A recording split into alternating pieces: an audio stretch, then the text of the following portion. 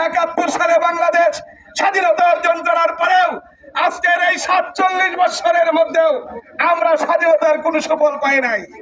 বিভিন্ন সময় বিভিন্ন নেতারা অঙ্গীকার করেছে, কিন্তু আমরা যখন ভোট দেই অঙ্গীকার আর তাদের মনে থাকে না। তাই আমি প্রিয় নেতা যারা আসছেন, বিভিন্ন অঙ্গ সংগঠনের সকলের প্রতি উদাত্ত আহ্বান জানাবো, আপনাদের মাধ্যমে যারা আমার নেতা, আপনাদের প্রিয় নেতা, আমাদের সকলের ভালোবাসার নেতা আলহাজ সৈয়দ ইমরান ছেলে প্রিন্স সাহেবকে আমাদের এই দুর্দশার কথাগুলি আপনারা তুলে ধরবেন। আল্লাহর উপর ভরসা করে বলছি, আগামী জাতীয় সংসদ নির্বাচনের ধানের শীষের মার্কা হবে সৈয়দ ইমরান। উৎসাহ উদ্দীপনার মধ্য দিয়ে সৈয়দ ইমরান ছেলে প্রিন্স সাহেবের হাতকে শক্তিশালী করে তাকে বিজয়ের দ্বার প্রান্তে পৌঁছে দেব। পাশাপাশি যে সমস্ত নেতৃবৃন্দরা আছেন, আপনারা এখানে এসে দুঃখ প্রকাশ করেছেন, এই দুঃখটা আমাদের যুগ যুগ ধরে আসছে।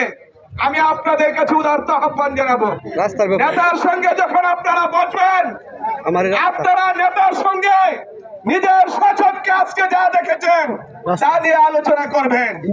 আমাদের সেই মেকিয়ারকান্দা থেকে শুধুমাত্র মৌলভীবাজার এসেছেন, শুধু এই দুঃখ নয়, যদি আরো পূর্ব দিকে যান, দক্ষিণ দিকে যান, আপনারা হতাশ হয়ে যাবেন। আগামী সংসদ নির্বাচন অবশ্যই ফেব্রুয়ারি মাসের মধ্যে হতে হবে। এই সরকারের প্রতি উদারত আহ্বান রাখবো, যে কোনো মূল্যে হোক, যে কোনো কিছুর বিনিময়ে হোক, আগামী জাতীয় সংসদ নির্বাচন 2026 সালের ফেব্রুয়ারি মাসেই দিতে হবে। আপনাদের আমাদের সবচেয়ে প্রিয় নেতা জনাব সৈয়দ আলহাজ ইমরান ছেলে প্রিন্স সারা বাংলাদেশ নয়, সারা পৃথিবীর সকল মিডিয়াকে তিনি উৎসাহ উদ্দীপনার সাথে আগামী ফেব্রুয়ারির মধ্যেই নির্বাচন হতে হবে।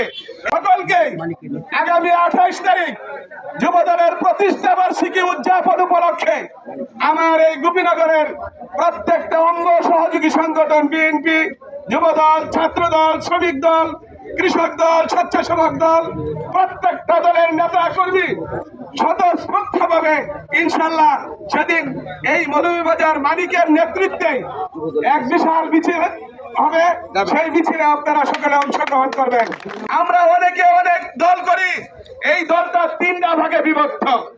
আমি যখন শুনতে পারি প্রতিদিন সকালবেলা চায়ের দোকানে মনোনয়ন নেওয়া হচ্ছে, অমুক ভাই পাচ্ছেন, অমুক ভাই পাচ্ছেন না। আজকের এই পথসভায়